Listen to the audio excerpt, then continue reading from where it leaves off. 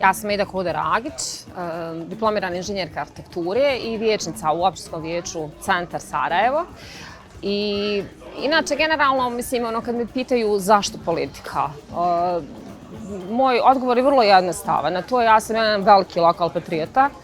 Ja jako volim svoj grad, jako volim svoju lokalnu zajednicu i zaista želim da radim na unapređenju života u svojoj lokalnoj zajednici. Tako da je nekako i moj politički put krenuo upravo iz te želje, onako kroz jedan aktivizam je u stvari ispao politički angažman. Ja nekako, kako sam po struci arhitektica, volim i znam da ne možemo ništa napraviti ako nemamo duboke i jako solidne temelje. Tako da svemu što radim pristupam upravo tako, mora se baza jedna izgraditi i mislim da je lokalna priča je najvažnija priča, na lokalu se sve dešava. Ja sam dijete mahale. Mahale su znači obronci grada i tu su niska gradnja, ja sam haustoče, znači nisam kućni tip, haustoče sam pravo, ali sam navikla da živim u ambijentu koji je pun zelenila, koji je sa niskom gradnjom, koji je sa stepenastom gradnjom, gdje se jako poštuje privatnost, gdje se jako poštuje komšija i nikada se komšije ne uskraćuje pogled na grad. To je pravilo kako se Sarajevo razvijalo. Ogromne su stvari, ogromne propuste napravljene upravo na obroncima Sarajeva, gdje se onako kaskadne, gdje su se zgrade kao jedni kubusi ubacivali u to tkivo i ogromni su problemi napravljeni, da su se klizišta aktivirali. Jer jednostavno tkivo Sarajeva nije pripremljeno na takve intervencije.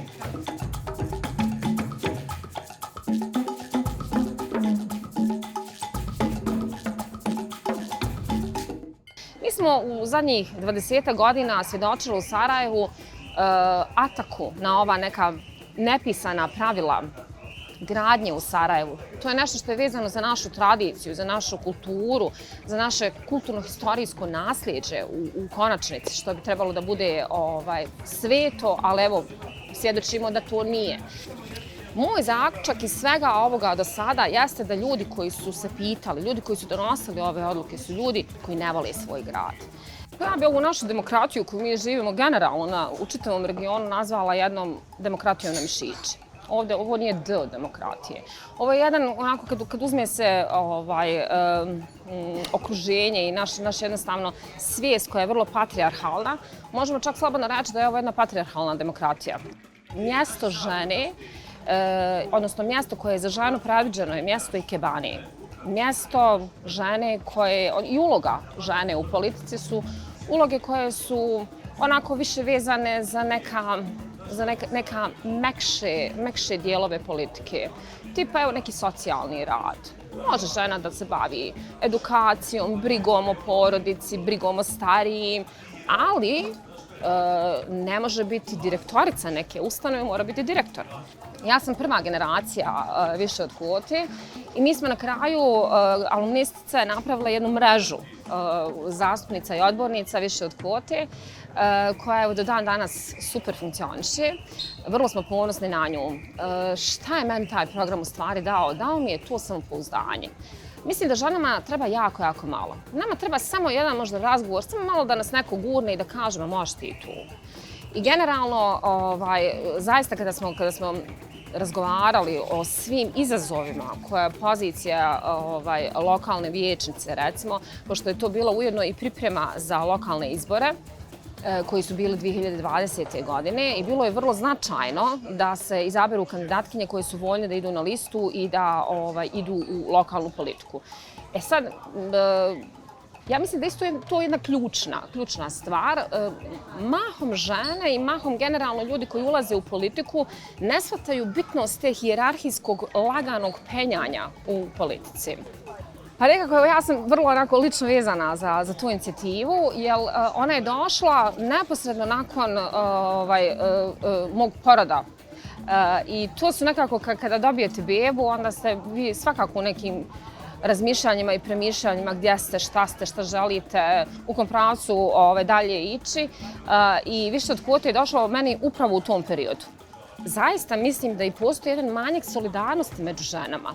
postoji ta jedna grozna internacionalizirana mizoginija koja jednostavno onako kao što je naučno objašnjeno u toj problematici matice, koja samo želi da bude ta jedna jedina bez pružanja ruke drugim ženama, ključ problema zašto nemamo više žena generalno na Balkanu na izvršnim pozicijama i na pozicijama gdje se donose zakonodavne i ključne odluke.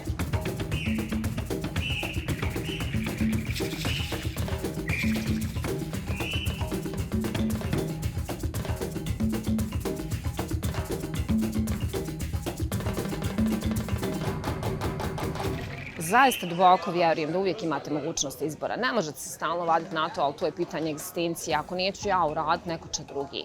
Ali bitno da ti to ne uradiš. Bitno je da jednostavno tvoje ime ne bude povezano sa nečim što će trajno narušiti i zrak, i tkivo, i kulturno-historijsko nasljeđe. U potpunosti promijeniti strukturu i sliku tvoga grada.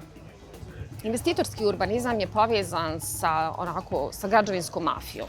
Dakle, da moramo zaista otvoreno te stvari i stvari nazvati pravim imenom kakve i jesu. Građevinska mafija pravi ogroman pritisak. Ali ja opet kažem, tu se pita struka. Sve te objekte koji su nastali, ne samo u Sarajevu, nego širom našeg regiona, neko je morao da projektuje, neko je morao da napravi glavni projekat. Ja zaista ne mogu da vjerujem i pitam se šta je bilo u glavama mojih kolega koji su to radili. Evo kad pogledamo primjer Skoplja, šta je od Skoplja, šta se može u 2 mandata, kako se krucijalno može promijeniti jedan grad, u potpunosti izgubiti bit jednog grada. U mnogome to se desilo i Sarajevu. Sarajevo ima svoje apsolutne arhitektonske fule koje su trajno tu i tu su da ostanu. I mi sad moramo da nađemo načina kako da riješimo te probleme koje su te monstruozne građevine unijele u naš grad, u strukturu. Oni su napravili pravi razdor tkiva Sarajeva.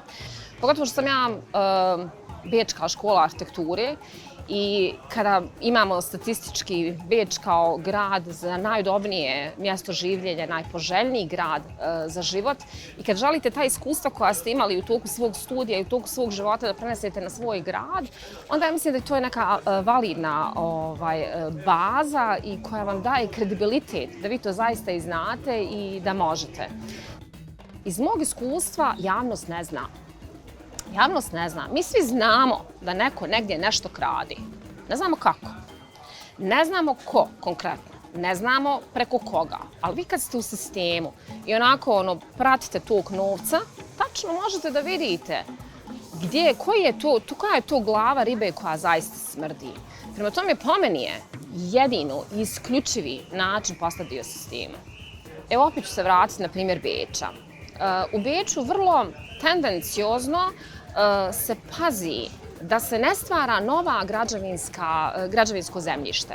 Koristi se postojeći građevinski fond i mijenja se, odnosno postojeće zgrade se obnavljaju.